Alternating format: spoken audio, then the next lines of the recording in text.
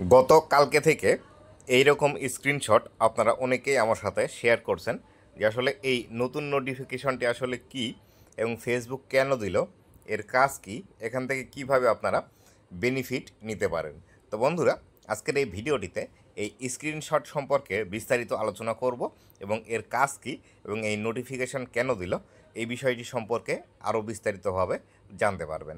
তো বন্ধুরা, আপনি যদি আমার চ্যানেলে প্রথমবার এসে থাকেন অবশ্যই চ্যানেলটি সাবস্ক্রাইব করে নেবেন এবং পাশে আসা বেল নোটিফিকেশনটি অন করে দিবেন, যাতে করে ভবিষ্যতেও ফেসবুক রিলেটেড এমন আরও ইনফরমেটিভ কন্টেন্টগুলো আপনারা পেতেই থাকেন।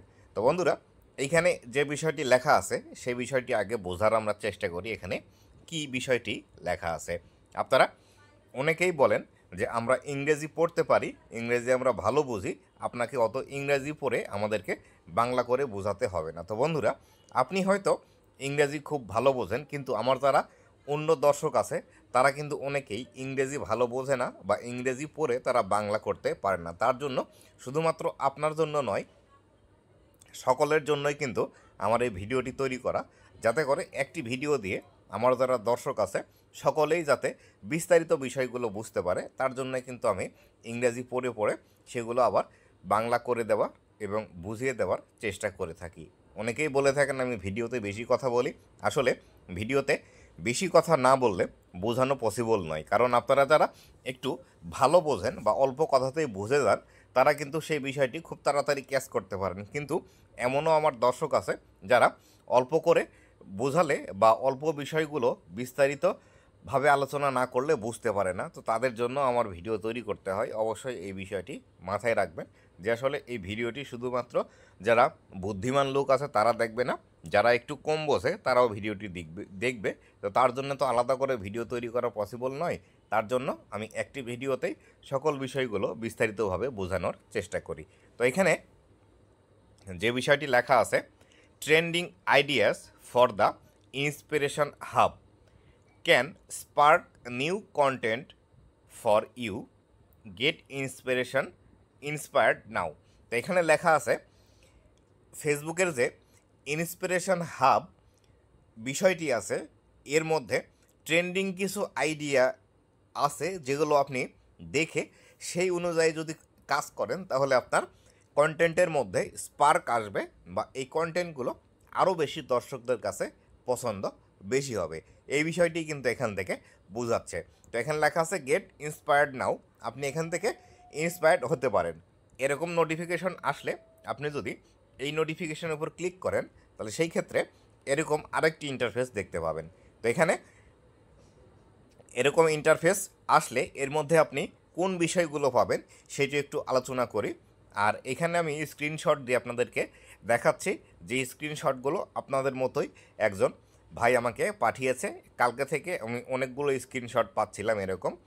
আমার যেহেতু এই অপশনটি আসেনি, কিন্তু আপনাদেরকে বোঝানো প্রয়োজন, সেই ক্ষেত্রে আমি অনেক সময় স্ক্রিনশট দিয়ে বোঝানোর চেষ্টা করি। তো এখানে যে বিষয়টি আপনারা দেখতে পাবেন, দেখুন উপরের দিকে এখানে যে বিষয়টি আছে এখানে লেখা আছে এক্সপ্লোর টেমপ্লেট। তো এক্সপ্লোর টেমপ্লেট পড়তে যে বিষয়টি বোঝাচ্ছে সেটি হলো কিছু আগে থেকেই ভিডিও তৈরি করা আছে যেগুলো আপনি ইউজ করে আবার নতুনভাবে আপনার ভিডিও তৈরি করতে পারবেন। এগুলোকে কিন্তু টেমপ্লেট বলা হয়ে থাকে। এবং নিচের দিকে এখানে কিছু মিউজিক আছে এবং এখানে আরও অন্যান্য বিষয়গুলো থাকতে পারে। সবার ক্ষেত্রে একই রকম এরকম যে ইন্টারফেস আসবে সেই একই রকম ইন্টারফেস কিন্তু এখানে আসবে না। তো আমি এক্ষেত্রে আপনাদের বলতে চাই, যদি আপনারা এখান থেকে ভিডিও দেখে দেখে সেই অনুযায়ী ভিডিও তৈরি করতে চান তাহলে আপনারা ভিডিও তৈরি করতে পারেন, কিন্তু এখানে যে ইন্সপিরেশনগুলো দেওয়া আছে সেইগুলো কিন্তু বাইরের দেশের ভিডিও বা আমরা বাংলাদেশের পার্সপেক্টিভে যে ভিডিওগুলো তৈরি করি সেই ভিডিওগুলোর ইন্সপিরেশন কিন্তু আপনি এখানে পাবেন না। তাই আমি আপনাদেরকে বলতে চাই এখান থেকে যে ইন্সপিরেশনের ভিডিও আছে আপনি চাইলে দেখে সেই অনুযায়ী তৈরি করতে পারেন, অথবা আপনি যদি এখানে ভিডিও দেখে সেখান থেকে আইডিয়া নিয়ে আপনি নিজের মতো করে ভিডিও তৈরি করতে চান সেটিও করতে পারেন। কিন্তু আপনি যদি একজন ব্লগার হয়ে থাকেন বা আপনি যদি একজন কুকিং ভিডিও ক্রিয়েটর হয়ে থাকেন তাহলে সেই ক্ষেত্রে এইখান থেকে তেমন একটা হেল্প পাবেন না, বা আপনি বর্তমানে যেভাবে নিজের মতো করে কাজ করছেন ঠিক সেভাবে নিজের মতো করে কাজ এখান থেকে আপনি করতে পারেন। এটি আপনার জন্য বেস্ট হবে, কেননা বাইরের দেশের যে কন্টেন্টগুলোর কোয়ালিটি বা তারা যে কন্টেন্টগুলো দেখে সেই বিষয়গুলো কিন্তু আপনি বাংলাদেশের সাথে মিলাতে গেলে কিন্তু এই বিষয়গুলো আপনি করতে পারবেন না। তো আমি আপনাদের জন্য যে সাজেশানটি দিব সেটি হলো, আপনি এখান থেকে ভিডিও দেখেন, দেখে এখান থেকে আইডিয়া নেন, নিয়ে নিজের মতো করে ভিডিও তৈরি করেন। আর এখানে যে মিউজিকের অপশনগুলো আছে, আমি আপনাদেরকে বলবো মিউজিক আপনার ভিডিওতে ইউজ না করাই ভালো। সেই ক্ষেত্রে আপনার কন্টেন্ট সেভ থাকবে এবং আপনি লাইফ টাইম এখান থেকে আর্নিং জেনারেট করতে পারবেন। তবে এক্ষেত্রে আপনারা অনেকেই বলতে পারেন যে আসলে অনেক ক্রিয়েটার আছে যারা মিউজিক দিয়ে কিন্তু ভিডিওতে মিলিয়নস অফ মিলিয়নস ভিউজ নিয়ে যাচ্ছে।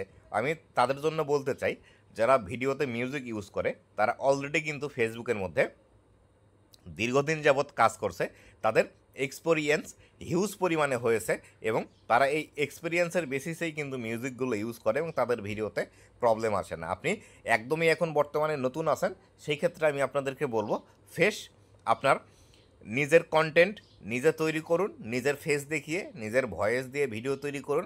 এটি সবচেয়ে আপনার জন্য বেস্ট হবে। আপনি 2 বছর 3 বছর কাজ করুন, তারপরে ফেসবুক সম্পর্কে বিস্তারিত বুঝতে পারবেন, কোথায় থেকে মিউজিক ব্যবহার করতে হবে, কিভাবে ব্যবহার করতে হবে, তাহলে আপনার সমস্যা আসবে না। তো বন্ধুরা, আশা করি বিস্তারিত বিষয়টি বুঝতে পেরেছেন যে আসলে এই ভিডিওর মাধ্যমে আমি আপনাদেরকে কি বোঝাতে চেয়েছি এবং ফেসবুক কেন নতুন করে এই নোটিফিকেশনটি দিল। তো বন্ধুরা, ভালো থাকবেন, সুস্থ থাকবেন, আবারও দেখা হবে নতুন কোনো ভিডিওতে। ধন্যবাদ সবাইকে।